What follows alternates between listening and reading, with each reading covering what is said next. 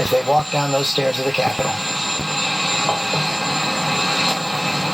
The two presidents sharing a light moment on their way down.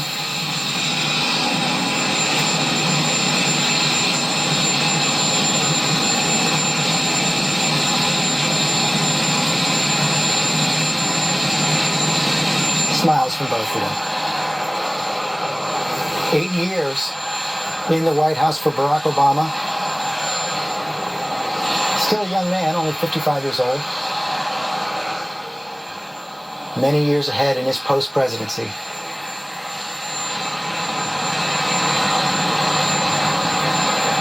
He'll be accompanied by close staff and friends.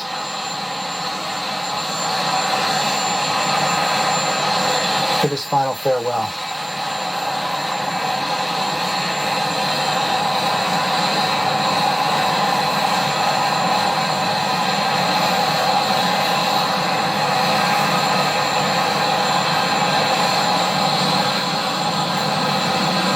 Two men just met a couple months ago. Harsh words during the campaign on both sides. They spent hours together on the phone. It's one of the big questions. Will that counsel continue? As now former President Obama, the final salute.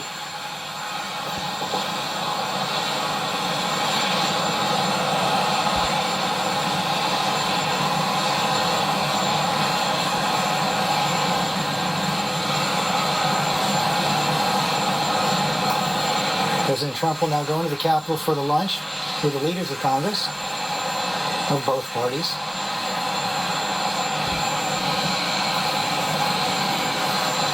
And then get to work.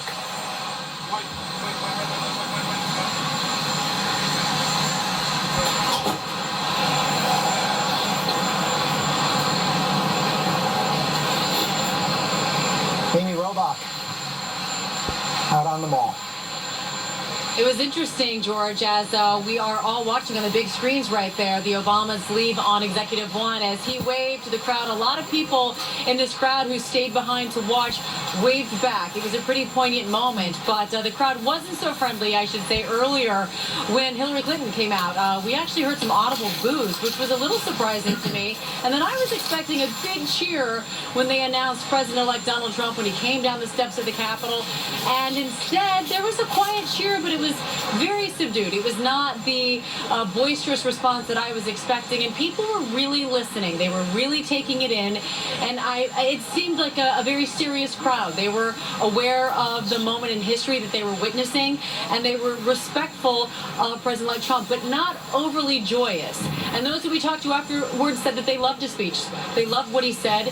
They all say they want to make America great again, and they're excited about the opportunity to have someone who is not a career politician leading this country. They're excited about what he can do for them, and that is certainly a tone we heard in his speech, and it absolutely resonated with the people here listening today on the Mall, the hundreds of thousands who came out, George. The voters are worrying. Final flight around Washington for President Obama. As the President and Vice President who succeed him watch.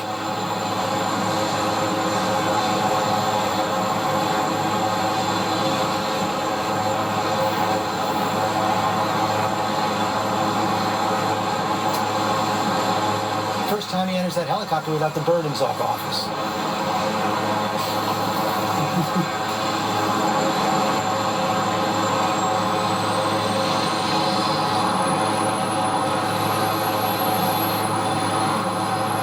Hard to imagine that he first came to Washington only 12 years ago. Now leaving as a former president.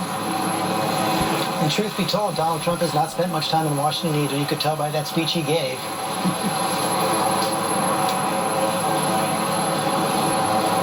He's coming to change it completely. And likely within the next few hours to start to undo many of the things that President Obama considered his accomplishments.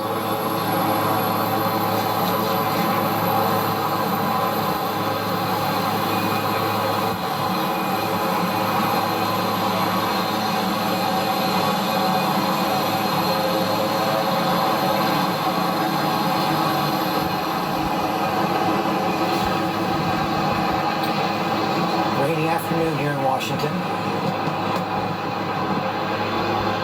Wind is blowing, as you can see. Cookie Roberts, I think it was Nancy Reagan who said Ronald Reagan wanted one extra turn around the Capitol in that helicopter before heading out. And you know, while he was in that helicopter, he was asked, what was it like to reflect a little bit? And coming as an actor to the presidency. And he said, I don't know how you can be president without having been an actor. Said that to David Brinkley in his farewell interview. That's exactly right. And so he, maybe that is presages this presidency.